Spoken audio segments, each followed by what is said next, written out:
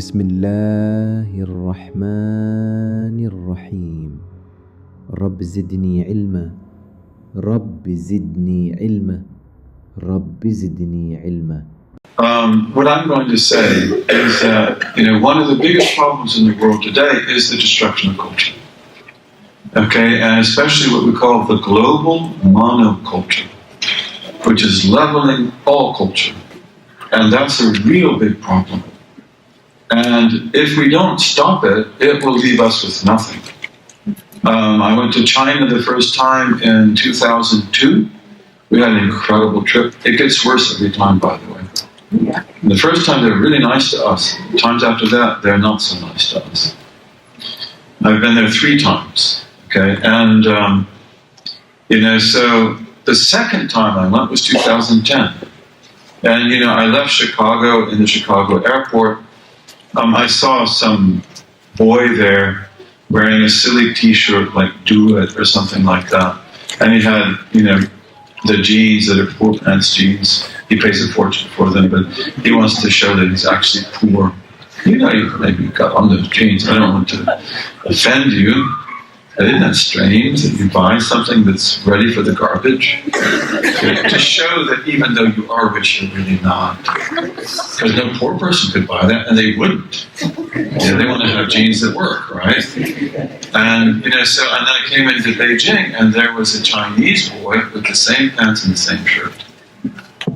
So that's global monoculture, and it's a great leveler. So what do we do about that? I say this is the greatest opportunity we've ever had, because we create culture. And like here in my country and your country, I know we could create cultures that are so beautiful you wouldn't believe it. Taking from the African Americans and the Africans, taking from the First Nations, taking from the Indians and the Pakistanis and the Arabs, taking from the whites and the Latinos, right? Going back into history. You can do whatever you want, because basically the culture is either going or gone. Okay? But you want to have something that resonates with the people. And this is also very important. Have you ever looked at Shaker architecture? Do you know who the Shakers were? If you read my book, A Muslim in Victorian America, you'll learn about all this. Because Webb lived in the age of the Shakers. They were the biggest religious movement of the 19th century. And look at Shaker architecture. It's really simple. Because that's their principle, is absolute simplicity. And I think you'll find that it's beautiful. Really beautiful. Now, that doesn't mean that everybody wants a Shaker staircase, which winds, by the way. And you have 2. You have one for women, one for men, because they didn't mix men and women. But the Shakers made really beautiful things. And again, for them, always simplicity. So if we were to do something that were Shaker-like, most white Americans wouldn't know it was Shaker, but they will be affected by it, because it's in their DNA. And that's really, really important. You see, like, for example, this turban, okay? Why did certain people put on turbans when they went to Afghanistan who were never wearing them before? And I actually know what they used to wear. They would never be caught dead with this, because this meant Sufi. But when they go into Afghanistan, they put on their turbans. And that's because the turban means something to you, whether you know it or not. And what does it mean? Justice. And again, it's like, maybe you don't feel that, but this is deep in our Muslim culture. Because we are people who did not care so much about liberty, which is a difficult concept, but we cared about justice. And who were the people who defended justice? They were the great sheikhs and the great alims, like Shaykh Ahmed Sirhindi, who dressed somewhat like this. So deep in our DNA in the Muslim world, we identify the turban, especially on the head of a man we think to be a mujahid or a good person, with justice. Especially the common people, they do. You see, so that's what they wanted. That's what they wanted. And, but what I just want to point out is that, you see, you have cultural responses that you don't know why you have that response, but it's in your DNA. And it's in your broad cultural background, as a Pakistani or an Indian or an Arab or whatever, maybe African American. Okay, so the thing is, we have to be culture creators. And wow, could you ask for a better thing to do? Get the best architects, get the best artists. And we have tailors in this country. We have a tailor in Chicago, who is first rate. No question about it. MashaAllah. Well, I saw our beloved brother Usama Khannan, let's make a dua for him, Al-Fatiha.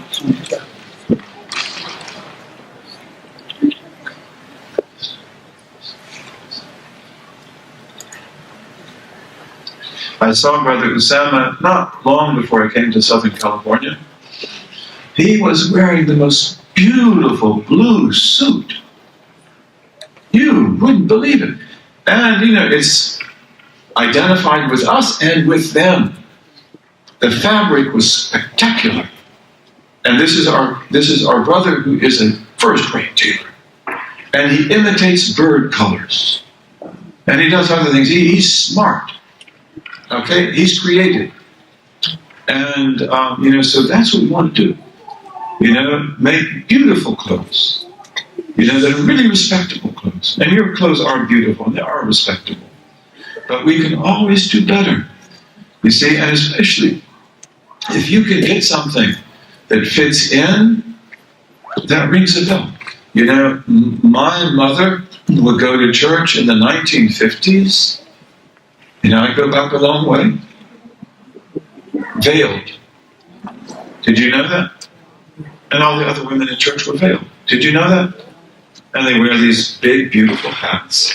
And they have a white veil over their face.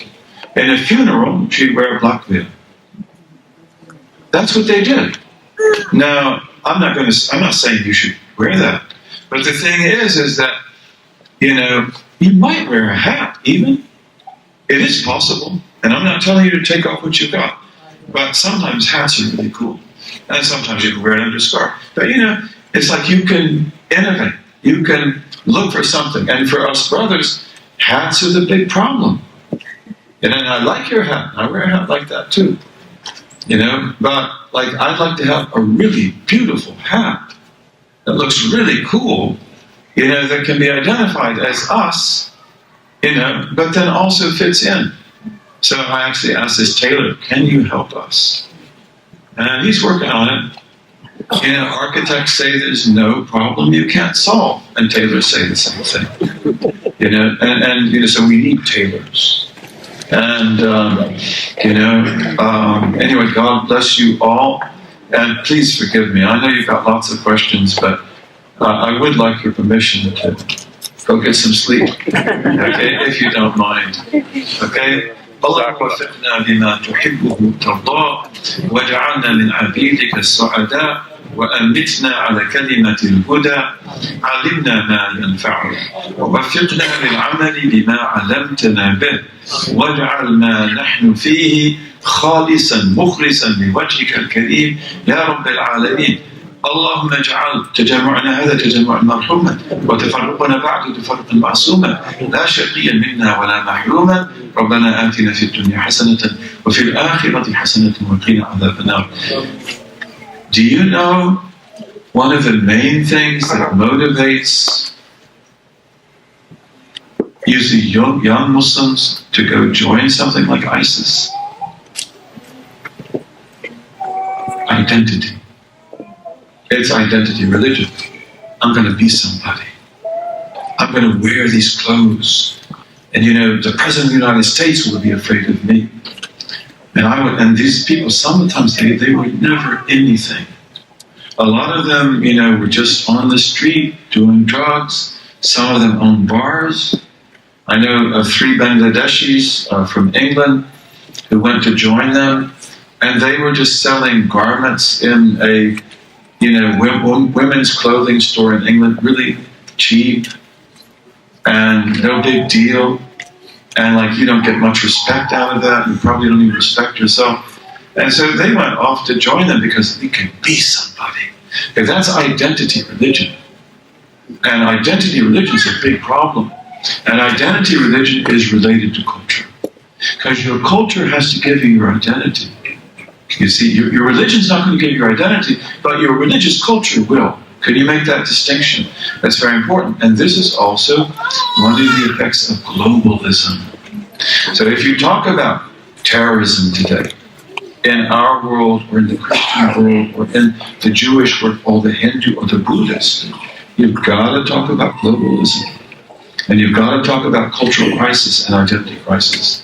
Just wanted to point that out because a lot of people think, well, they just need to be taught. They're not. Actually, they don't study anything. You know, one of these people who carried out the horrible bombings that were in Paris and in Belgium, his French lawyer said about him, he has the brains of an empty ashtray. And he said about him too, he never read the Quran, ever. And he can't read it in Arabic anyway. He reads French translations on the internet. And he said he's not politically motivated. He doesn't know anything about politics or Palestine or the big issues, right? But identity. I'm going to be somebody. And I wear those cool clothes, and I'll be with the brothers. And women do the same thing.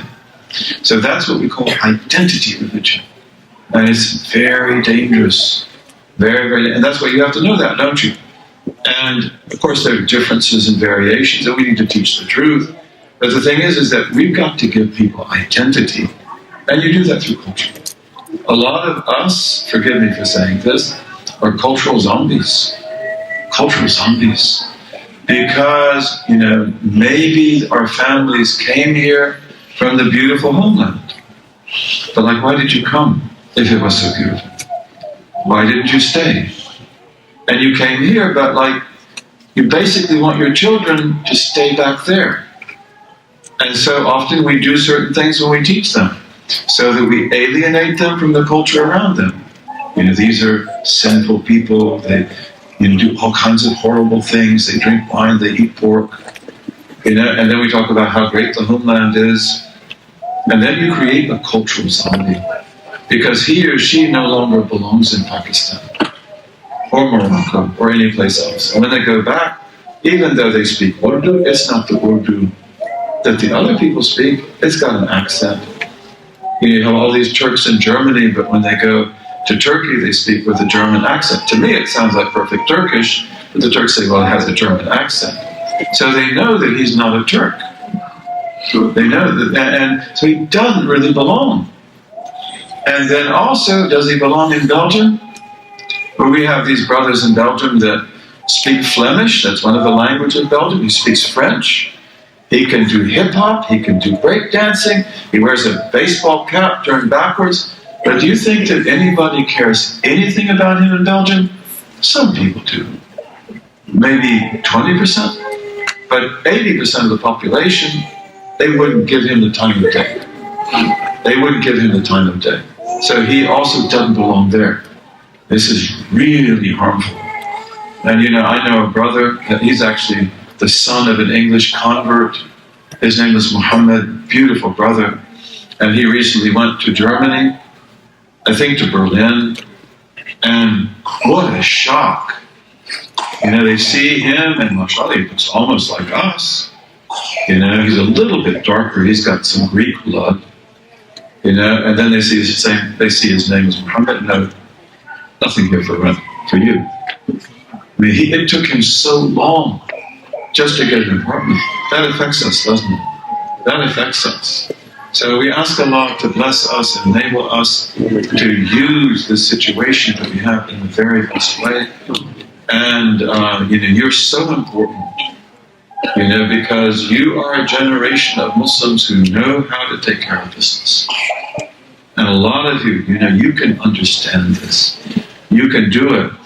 And, you know, you are in a country that you know how much of an effect it has on the world, for better or for worse. right? But you're right in Pharaoh's house. And you can take this message to the people in a way that might be really good for this country. And it might be good for our democracy, by the way.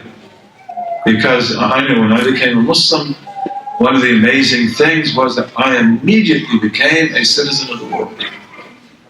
And if you look at China, for example, mashallah, China to me was interesting, but that's a long way away. They're very different people. So I could never identify with Chinese.